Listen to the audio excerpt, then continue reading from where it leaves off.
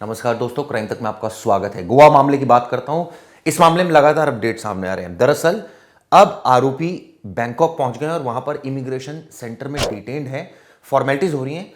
आज देर रात या कल तक आरोपी भारत लाए जा सकते हैं, इस तरह की जानकारी निकलकर सामने आ रही है। यानी लूथरा ब्रदर्स, गौरव लूथरा और सौरभ लूथरा, इन दोनों पर आरोप है कि 25 लोगों के गुनाहगार हैं। और जिस तरह से सैटरडे के दिन ये आग लगी, संडे के दिन सुबह ये भाग गए और उसके बाद लगातार भारत सरकार ये कोशिश कर रही थी, पुलिस ये कोशिश कर रही थी कि इन दोनों को पकड़ा जाए। आखिरकार थाईलैंड प्रशासन ने एक्टिवनेस दिखाई, लोकेशन शेयर की गई और उसके बाद इन दोनों ही आरोपियों को पकड़ लिया गया।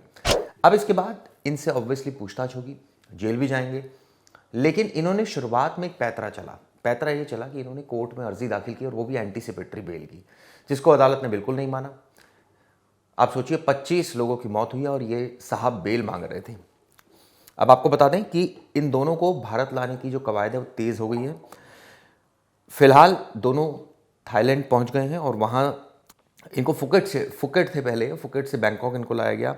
और अब ज़रूरी प्रक्रिया होने के बाद, यानी पेपर वर्क बचा है, वो पूरा होने के बाद इनको डिपोर्ट कर दिया जाएगा। ऑब्वियसली कई सारी चीज़ें होती हैं जिसमें इनकी आइडेंटिटी, ये एक्यूज्ड है, एफआईआर कॉपी वगैरह तमाम भारत सरकार अपने लेवल पर शेयर करेगी और उसके बाद आगे कार्रवाई होगी। लेकिन गोवा पुलिस शुरुआत में कटघरे में थी, लेकिन अब राहत की बात यह है कि आरोपी पकड़ा गया, इसलिए ज़्यादा गोवा पुलिस की किरकिरी नहीं हुई, ये कहा जा सकता है।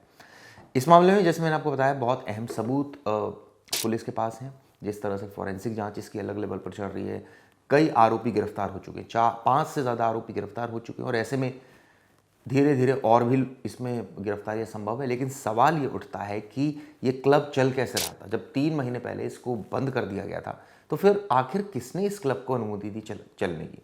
ये सबसे बड़ा यक्ष प्रश्न है।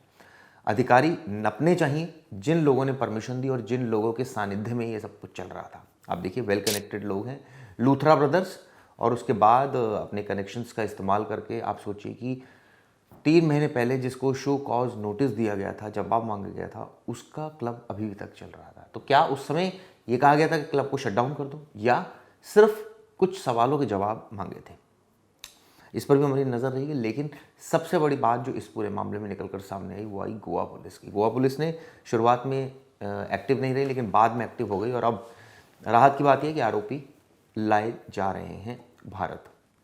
25 लोगों की मौत हुई है और ऐसे में किस वजह से आग लगी, क्यों फैल गई आग, लोग बच क्यों नहीं पाए? क्या संकरी ये बताते हैं कि वो जगह थी, जो एंट्री और एग्ज़िट था वो एक ही था, जिसकी वजह से लोग फंस गए और उसी वजह से ये हबड़ तबड़ मची, पैनिक मच गया। जो भी जल्दबाजी में जिसको सही लगा वो उसने किया।